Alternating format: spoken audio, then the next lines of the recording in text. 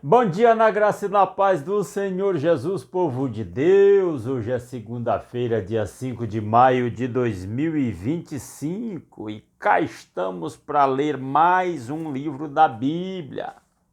Ontem terminamos de ler primeiro o livro dos Reis, estou abrindo minha Bíblia aqui, e hoje vamos começar a ler o segundo livro dos Reis, porque nós estamos lendo dois livros do Velho Testamento e um do Novo.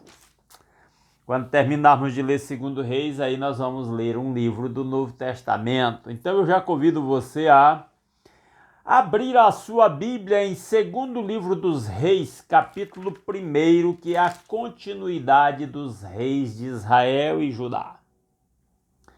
E diz-nos assim a palavra de Deus: depois da morte de Acabe, Moabe rebelou-se contra Israel. Acabe era aquele rei ímpio, rei de Israel, esposo da Jezabel, pior rainha que Israel já teve. Idólatra, pagã, má, assassina. Certo dia, Acasias caiu da sacada do seu quarto no palácio de Samaria e ficou muito ferido.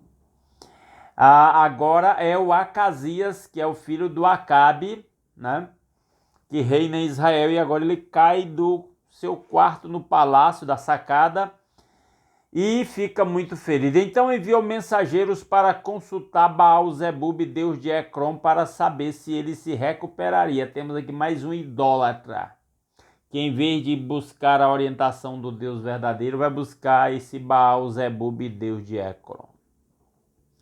Mas o anjo do Senhor disse ao tesbita Elias: olha o Elias, profeta, entrando aqui na história de novo. Vai encontrar-se com os mensageiros do rei de Samaria e pergunte a eles: acaso não há Deus em Israel? Por que vocês vão consultar Baal-zebub, deus de Ecrom? Era a mensagem de Deus para os mensageiros do Acasias. Por isso assim diz o Senhor: você não se levantará mais dessa cama e certamente morrerá. E Elias foi embora. Quando os mensageiros voltaram ao rei, ele lhes perguntou: por que vocês voltaram? Eles responderam: um homem veio ao nosso encontro e nos disse: voltem ao rei que os enviou e digam-lhe: assim diz o Senhor. Acaso não há Deus em Israel? Por que você mandou consultar Baal-zebub, deus de Ecrom? E aqui a gente vê a autoridade do profeta Elias, porque os mensageiros do rei ouvem o que ele diz e voltam, obedecem, se submetem, né?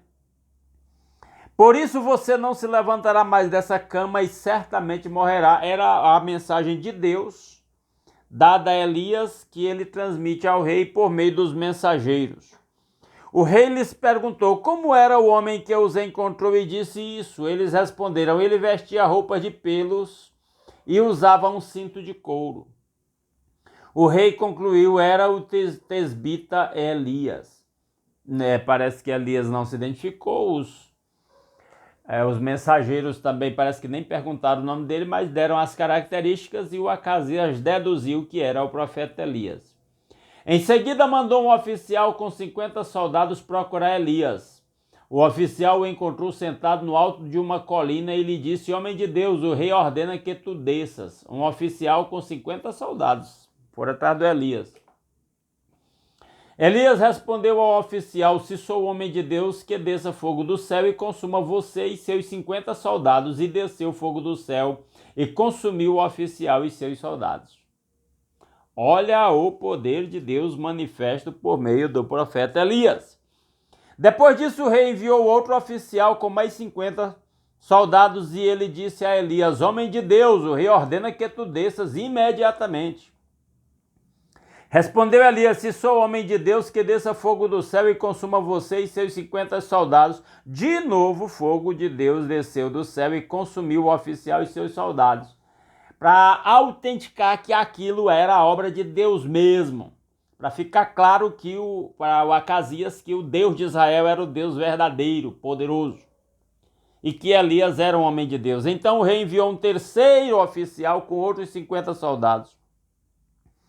O oficial subiu o monte, caiu de joelhos diante de Elias e implorou: homem de Deus, tem consideração por minha vida e pela vida destes 50 soldados teus servos. Sei que desceu fogo do céu e consumiu os 2 primeiros oficiais com todos os seus soldados, mas agora tem consideração por minha vida. Esse aqui vai se humilhando diante de Elias e automaticamente diante do Deus de Elias. O anjo do Senhor disse a Elias: acompanhe-o, não tenha medo dele. Então Elias se levantou, desceu com ele e foi falar com o rei. E aí mostra que quem estava no controle da situação não era o rei, nem os seus subordinados, era o Deus de Israel por meio do profeta Elias. Ao chegar, disse ao rei, o Elias dizendo para o rei: assim diz o Senhor, acaso não há Deus em Israel? Porque você mandou consultar Baal-zebub, Deus de Ecrom? Por isso você não se levantará mais dessa cama e certamente morrerá. Decreto de morte para o rei Acasias. 17. Acasias morreu conforme a palavra do Senhor anunciada por Elias. Como não tinha filhos, Jorão foi o seu sucessor no 2º ano do reinado de Jeorão, rei de Judá, filho de Josafá. Aqui ele vai contando a história paralela dos reinos de Israel e os reinos de Judá, simultaneamente aí, acontecendo aí cada um no período do reinado de outro e por aí vai. Os demais acontecimentos do reinado de Acasias e suas realizações estão escritos nos registros históricos dos reis de Israel e assim termina o capítulo 1 de 2º livro dos reis, mostrando o poder do Deus de Israel e como uma pessoa que não teme a Deus, como era o caso do rei Acasias, pode sofrer as consequências da sua própria rebeldia. E é interessante que Deus avisou por meio de Elias, mostrou o seu poder, inclusive matando os capitães dos pelotões de soldados lá, os 2 primeiros. O terceiro só conseguiu porque se humilhou diante de Deus. Isso é uma lição para nós. A Bíblia diz: humilhai-vos perante o Senhor e ele vos exaltará. Também diz lá em Provérbios que antes da queda vem a soberba. Isso nos ensina a nos humilharmos diante do Senhor e a confiarmos no Deus de Israel. Como Elias confiou e foi fiel ao Senhor e mostrou o poder do Senhor, foi testemunha do poder do Senhor através da sua vida. Vale a pena crer nesse Deus e servir a esse Deus, nos consagrar as nossas vidas a este nosso Deus, que é o único Deus verdadeiro. Os outros são tudo invenções humanas. O único Deus verdadeiro é o Deus de Israel, Criador do céu e da terra, o El Shaddai, o Todo-Poderoso, Yahvé, Pai de nosso Senhor Jesus Cristo. Que nós nos submetamos a Ele, deixemos que Ele domine, governe, reine sobre as nossas vidas. Amém? Vamos orar. Hoje a leitura, o capítulo era curtinho, foi rápida a leitura, vamos orar. Eu não estou com as anotações das orações aqui, mas aí nós vamos orar por aqueles motivos que nós já conhecemos, tá bom? E se você tiver um pedido de oração, deixa aqui nos comentários do vídeo que a gente inclui nas próximas orações, ok? Vamos orar. Nosso Deus e nosso Pai maravilhoso, muito obrigado pelas incontáveis bênçãos com que o Senhor nos tem abençoado. Obrigado, Senhor, por mais uma noite de descanso, pelo sono tranquilo, pela proteção com que nos tem cercado, por acordar com saúde, ó Deus. Obrigado pelo novo dia, a nova semana e a nova oportunidade, novas realizações, novas experiências, novos aprendizados. Muito obrigado por poder começar esse novo dia aqui, lendo a palavra. Obrigado por esse meio de comunicação que nos une, nos aproxima e que nos permite, inclusive, orar uns pelos outros e agradecer as bênçãos derramadas sobre as vidas uns dos outros e também interceder uns pelos outros diante das lutas e desafios da vida que se apresentam diante de cada um. Ó Deus, e agora nós clamamos em nome de Jesus pelos nossos familiares, ó Deus, que ou estão desviados dos caminhos do Senhor, ou nunca verdadeiramente se converteram ao Senhor.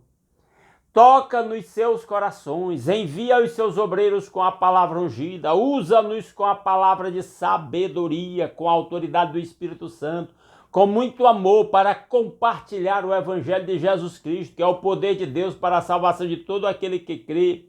Que nós possamos compartilhar este Evangelho com os nossos familiares, vizinhos, amigos, entes queridos. Ó Deus, para que o seu Santo Espírito trabalhe nos seus corações e os traga ao Senhor. Produza-lhes arrependimento, conversão, mudança de vida. Ó Deus maravilhoso, e aí nós nos lembramos dos filhos e nora da irmã Maria Luzimar, nos lembramos dos familiares da irmã Luzinete, nos lembramos dos familiares da irmã Raquel, inclusive aqueles casais pelos quais ela intercede para que haja harmonia entre eles. Alguns desses casais não são convertidos ainda e nós rogamos que o Senhor use a irmã Raquel, use outros obreiros do Senhor para testemunhar-lhes com poder, sabedoria, amor, autoridade, para levá-los ao arrependimento e à entrega das suas vidas ao Senhor. Clamamos pelo retorno dos filhos da irmã Marlene para os seus caminhos, também os filhos da irmã Ana Lúcia, oramos pela Ana Beatriz em especial, mas que eles sejam atraídos para os caminhos do Senhor e cumpram o propósito do Senhor para as suas existências. Clamamos pelos filhos da irmã Maria do Carmo.